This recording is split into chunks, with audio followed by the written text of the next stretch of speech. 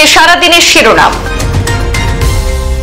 অবশেষে মুক্তি পাচ্ছেন অরবিন্দ কেজরিওয়াল। ইডির পর এবার সিবিআই এর মামলাতেও জামিন।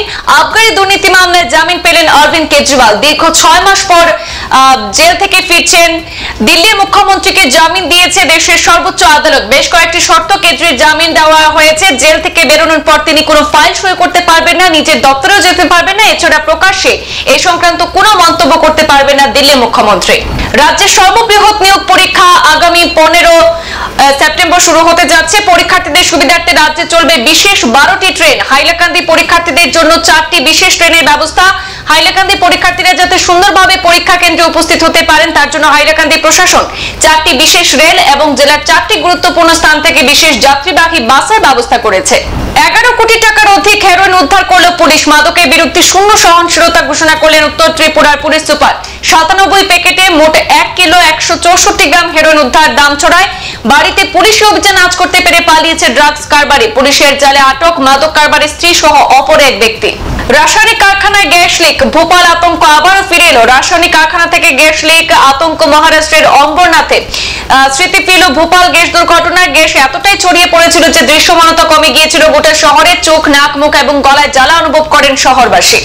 করিমগঞ্জ বাইপাস কালীগঞ্জ রোডে পাওয়া অপরিচিত লাশের পরিচয় উদ্ধার হয়েছে। ক্ষতবিক্ষত মৃতদেহটি নিলামবাজারের এক ব্যক্তির। উদ্ধার হওয়া মৃতদেহ রূপারকুল গ্রামের এবাদউদ্দিনের বলে জানা গেছে। নিজের পাড়া প্রতিবেশীর হাতে নৃশংস খুন সেই ব্যক্তি। থানায় খুনের এজাহার দায়ের। রাতেই পুলিশ আটক করেছে হতভাগ্য এবাদের পড়শিকে। ধারালো অস্ত্র দিয়ে গলা কেটে নির্জন এলাকায় ফেলে দিয়েছিল হত্যাকারীরা।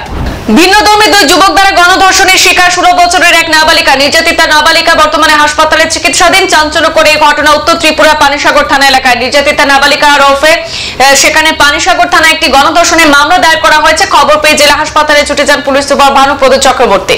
নাবালিকাকে ধর্ষণের দায়ে যুবকের 20 বছরের সশ্রম কারাদণ্ড আদালতের। ধর্ষণ মামলায় কাছাড়ে বিশেষ আদালতের গুরুত্বপূর্ণ রায়। সাজাপ্রাপ্ত যুবক লক্ষ্মীপুর থানা এলাকার টিলা বস্তির বাসিন্দা নিরঞ্জন ভক্ত। 2023 সালের 17 মে সংঘটিত চাঞ্চল্যকর হত্যাকাণ্ডের রায়দান করা হয়েছে। প্রায় 1 বছর পর শিলচর বিশেষ আদালতের ন্যায়াধীশরা অভিযুক্তকে দোষী সাব্যস্ত করে 20 বছর সশ্রম কারাদণ্ডে দণ্ডিত করেছেন।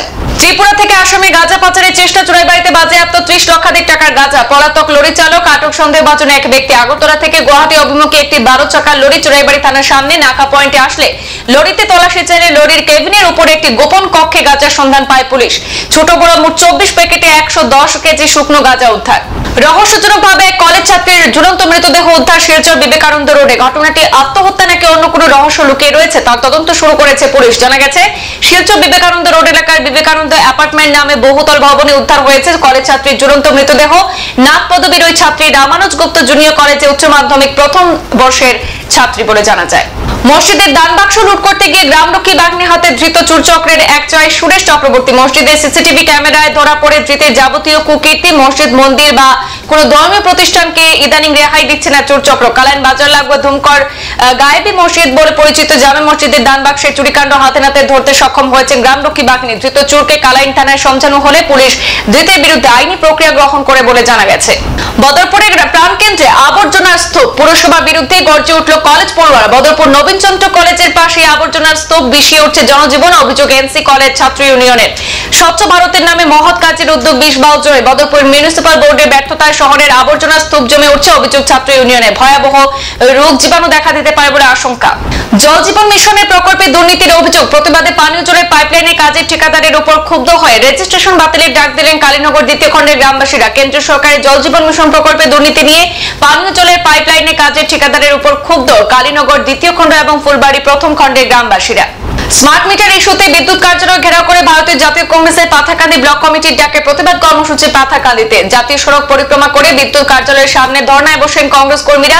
2 ঘন্টা প্রতিবাদের পর জেলা কংগ্রেস সভাপতি রজত চক্রবর্তীর নেতৃত্বে পাথাকান্দি এপিডিসিএল আধিকারিকদের সঙ্গে বৈঠকে বসেন এবং স্মার্ট মিটার অতি সত্বর তুলে নেওয়ার দাবিতে একটি স্মারকপত্র তুলে দেওয়া হয়। শিক্ষা বিভাগের অনুমোদন ছাড়াই সপ্তাহে 6 দিনের পরিবর্তে ক্লাস করানো হচ্ছে মাত্র 3 দিন। কালাইন হায়ার সেকেন্ডারি স্কুলের অধ্যক্ষ সিরাজুল আম্বিয়ার হঠকারী সিদ্ধান্ত। নতুন ভবন নির্মাণ করার জন্য ভেঙে ফেলা হয়েছিল ভালো ভবন। শ্রেণীকক্ষের অভাব দেখিয়ে বর্তমানে অধ্যক্ষের এমন সিদ্ধান্ত বলে অভিযোগ উঠছে। শিক্ষামন্ত্রী হস্তক্ষেপ কামনা করলেন অভিভাবক মহল। শুক্রবার থেকে 2 দিন ব্যাপী আসাম বিশ্ববিদ্যালয়ের 21তম সমাবর্তন শুরু হয়েছে। এদিন আসাম বিশ্ববিদ্যালয়ের নেতাজি সুভাষ মুক্তমঞ্চে মুখ্য অতিথি উপাচার্য অধ্যাপক ডক্টর নীলিমা গুপ্তার উপস্থিতিতে শিক্ষার্থীদের মধ্যে ডিগ্রি প্রদান করা হয়। কাটিগড়ার অবহেলিত ঠাইয়ার পারে উন্নয়নের আশ্বাস দিলেন বিধায়ক কমলাক্ষ দেব পুরকাস্ত। ডিলিমিটেশনে কাটিগড়া কেন্দ্রের সঙ্গে যুক্ত হয়েছে বকরিয়াহাওর প্রথম খণ্ডের ঠাইয়ারপাড় গ্রাম। আলগাপুর উন্নয়ন খণ্ডে বকরিয়াহাওর প্রথম খণ্ড ঠাইয়ারপাড় গ্রামটি এখনো পিছিয়ে রয়েছে। নেই চলাচলের উপযোগী রাস্তা, নেই বিশুদ্ধ পানীয় জলের ব্যবস্থা। বাংলাদেশের অন্তর্বর্তী সরকারের প্রধান ইউনূসের কুশপুতুল দাহ করে প্রতিবাদ শিলচরে। বাংলাদেশে হিন্দু নির্যাতনের বিরুদ্ধে শিলচর প্রতিবাদ সাব্যস্ত করেন হিন্দু সমন্বয় মঞ্চ এবং বিভিন্ন হিন্দু সংগঠনের কর্মীরা। শুক্রবার শিলচর ক্ষুদিরাম মূর্তি পাদদেশে হিন্দু সমন্বয় মঞ্চের আহ্বানে শহরের বিভিন্ন স্থান থেকে 5টি প্রতিবাদী মিছিল বের হয়ে একত্রিতভাবে শহীদ ক্ষুদিরাম মূর্তি পাদদেশে প্রতিবাদী কর্মসূচি সাব্যস্ত করেন।